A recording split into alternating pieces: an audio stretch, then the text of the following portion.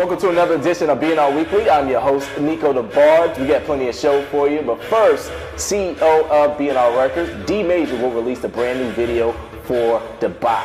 Yes, make sure you guys go get that on iTunes, but for now, enjoy this trailer. Work showing no lie. You can see the work in my eyes. So when we ball out, we go all out. You low balling out, so don't try. Out here blowing them dirhams. I don't even know what you're on. Heathrow, DXB, Emirates, Virgin. We doing it Dubai.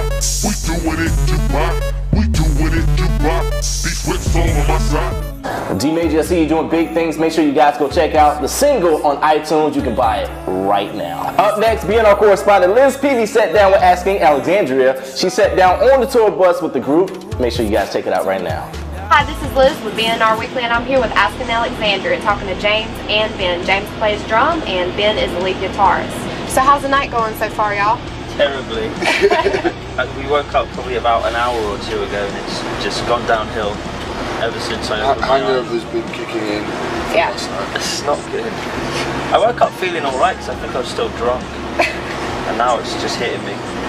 It happens, it happens. All right, so I just have a couple questions for you. One of the questions is, being from England, you know, a lot of people around here, they don't really listen to metal, they don't listen to rock as much as they should, but the fan base in England is amazing. What would you say would be the difference between being over there and being over here as far as fan base? Definitely the accent. The accent's fairly different. I don't know, I feel like we've got, I mean, we have a large fan base in England as well as America, but I don't know, I think they're quite similar.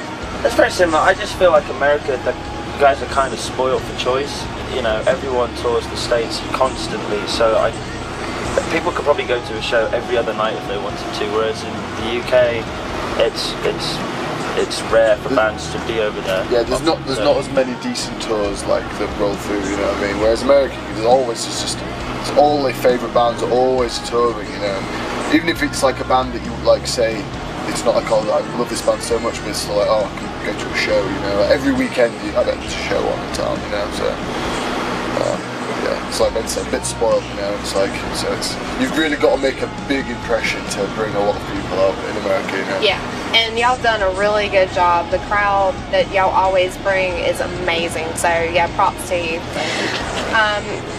One question, what is one of y'all's pre-ritual for touring? Anything funny, either that or on tour? I know personally, and you're probably the same, I like to take as many normal as possible before I go on tour, because once you're on tour, finding a nice bathroom is rare, and also all your turns into liquid, because you just drink and drink and drink. Turns a lot paler as well, isn't it? It's not good, it's not good.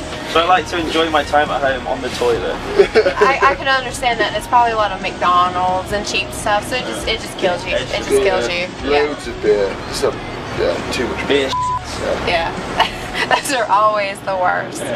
Okay, so the new album that was released on August 5th, Death to Dynasty, it's different. I've noticed it's a lot different than anything you've put out in the past. Why would you say that you did it differently? Was it something you wanted to show your fans as a different side, or just something you had, you know, in your heart that y'all wanted to play? Yeah, I mean, we've never sort of regurgitated the same record more than once, because we would get bored, you know. Right. Different things inspire us at different times in our lives, and so we just tried to stay true to that rather than, well, we know our last album did really well, so let's just remake that album. It would get very, very boring. Us being the primary songwriters. Yeah. We just write what we like, you know. Right at the moment, this is music we like to write, you know. So we go ahead and write it. Like, I'm sure our next record might be a little bit different, you know. But yeah, we're on a big Slipknot phase right now, so the new one might be there. It is. Yeah, we've got some really heavy, but also some really rocky. Yeah, we're just like making music. Yeah. That's what it's all about. There's so many bands that just conform to one style or one type, even if it's just a progressive or more of a metal. It doesn't matter. You should be able to, if 1 month you feel this way, we'll write it, you know. Exactly. And as well, like when we wrote Stand Up and Scream, we were like teenagers. Now we're like mid-20s, you know. We've matured, you know. Like as you get older, you like different. Yeah, this is the music we like, so we're gonna write it. You know, you can put From Death to Destiny in the CD player, and the first song, Don't Pray For Me, is heavy as balls, and then halfway through you've got Moving On, which is like a classic 80s rock ballad. And for a lot of bands I feel like that wouldn't work, but we managed to pull it off, I think, Yeah. For May 2nd in 2014, y'all were going to be playing in South Africa. Have you ever done that before? Never. No, I'm really excited and a bit nervous about that, to be honest. I'm excited. Tickets only went on sale the other day, and I keep getting tweets from people like they've already got their tickets, and we're not over there till May, so I think it's going to be badass. It's always a bit like nerve-wracking going to a completely different part of the world to play. You don't know what to expect. Like, I remember when we first went to South America, we were like, just like, what? This is like completely, you know what I mean? It's just different to everywhere we've played, you know.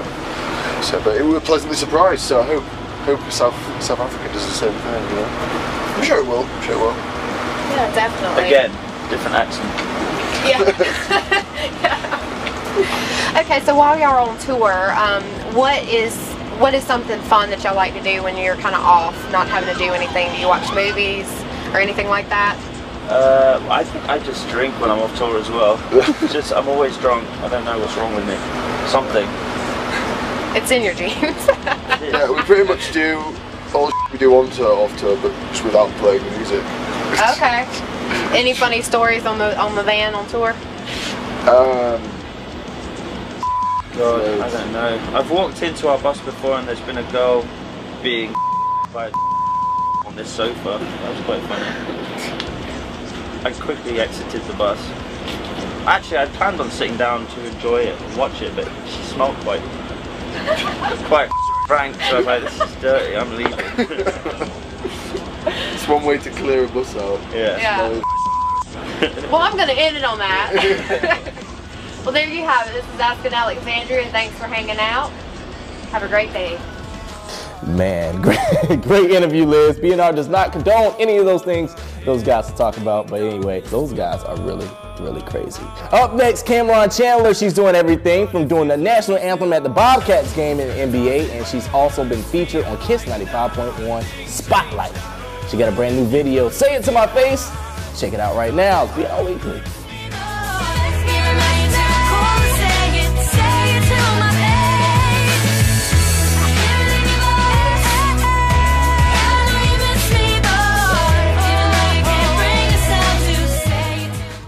All right, make sure you guys go check her out. Say It to My Face, the new single. Go to YouTube and watch it now. Up next, South by Southwest is taking a lot of slack for what they're not doing. To my immediate right, I have marketing expert of BNR Records and producer of BNR Weekly, Mr. Jay Spencer. How you doing, man? I appreciate your plug, man. I appreciate it. What's going on, everybody, man? Yeah, so South by Southwest, just ended up recently, and a lot of the blogs and entertainment publications are talking about what they're not doing, as you said, and they're getting away from their vision and mission, which was to shed light and put the independent artists in the spotlight. So now it's been coming up these last few years that a lot of the brands, Doritos and all these other major corporations and branding companies are bringing in major artists like Lady Gaga and Pharrell, Lil Wayne. You got Jay-Z and Kanye this year. So now it seems like the focus has shifted from the independent artists to the major artists, when South by Southwest was supposed to set out to get those independent artists out there. And what they're talking about right now is, they need to get back to the essence of what South by Southwest is. So yeah, I mean, people are chiming in about it, and see if South by Southwest will change it at all. Okay, so you do a little bit of promotion for some I don't want to say local artists, but for some indie artists. Yeah. What's the feedback they're giving you about the event and the festival? I mean, I think the main feedback is, it's great networking. That's the main feedback. But when they're talking about the music of the independent artists, I think they're taking a back seat to the major artists. And, let's see what happens. Next year, will it be the same thing? Would they kind of integrate more with the major artists and the independent artists on same shows? I mean, I think something like that would be great, since these major artists are going to be at South by Southwest regardless. So, that's kind of my feedback and input. But otherwise, I mean, it's still great networking for the independent artists. All right, man. Y'all heard it there, man. From a marketing expert, Jay Spencer, BNR Weekly. Before you go, I need you to do me a favor. I need you to help me close out the show. All right, you think you can do that? I think so. All right, this is a little different. Let's try it. Here we go, guys. All right. I'm your host, Nico the Barge. Make sure you guys follow us on Twitter, Facebook, and Instagram. All right, and also subscribe on YouTube, BNR Weekly, every Thursday. Check us out. That's it. Peace. You did a good job. Man, you trying to steal my job, y'all.